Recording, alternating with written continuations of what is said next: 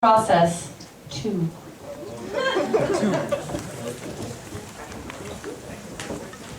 Oh,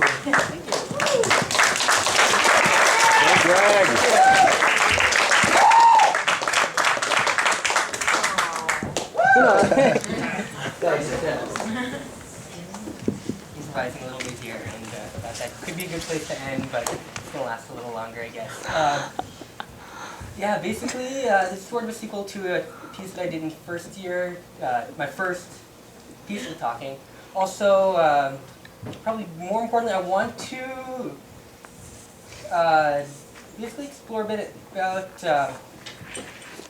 Okay, so I really like when Concordia Dance graduates come and talk to us about where they are in their careers and how they got there, and dispense their advice to us, and I hope that one day I'm invited to do the same.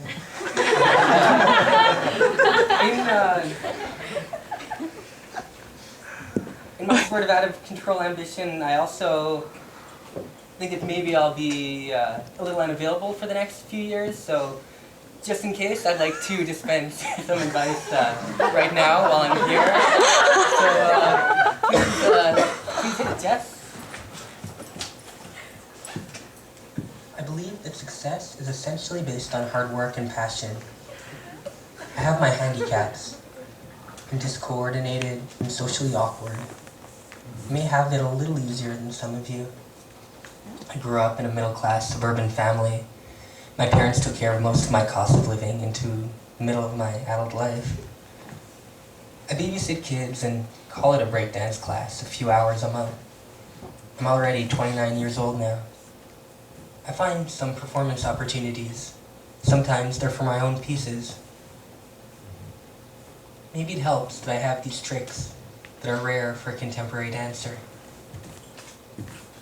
Maybe it helps that I have a penis, which is rare for a contemporary dancer. So maybe my career will move a little faster than some of yours. Please don't be jealous. I'm jealous of every slacker who gets any opportunity. I usually don't fully understand other people's work and what other people love and respect about it. I want very badly to be an artist. I know a lot of business people who work in the arts field. I know pseudo-bohemians, party people who look like what we think an artist should look like. My friends complain about how busy they are. And they start to compare this season of whatever TV show with last season of whatever TV show. My friends are not artists. I spend most of my time on my dance work. I sleep a lot too, but I barely do anything else. This probably seems like a typical Greg piece. A few hours this morning and this afternoon to write, record, and maybe dance a few times to my own recorded voice. My writing still feels to me like a Bret Easton Ellis knockoff. My live voice, uhs and ums, slowly circling the great existential questions which only dance seems to allow me to examine with a somewhat sideways glance. This piece is probably my equivalent of when you say at the beginning of your second year choreography class, I just want to make a piece where I get back into my body, no theoretical pretense, where I just dance for the pure pleasure of dancing. And Sylvie asks, why? And you don't know a good answer for her. So you look at your course notes, and you start again, making a new piece, based on the exercise from yesterday's class. I'm sick of hearing people tell me about the pieces that they wanted to make, that their teacher wouldn't let them. Make your work. When your teacher hits you with hard questions that you don't have the answers for, and you feel completely incompetent as a choreographer, laugh in their face.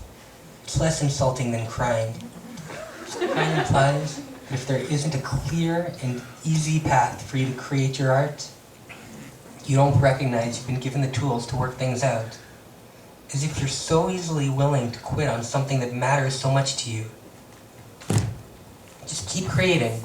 Whether you're presenting at Tangent or Studio 7, it doesn't really matter.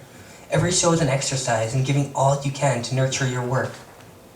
This morning, I thought that if I continued making this piece, it was going to be a rushed piece of rude mediocrity.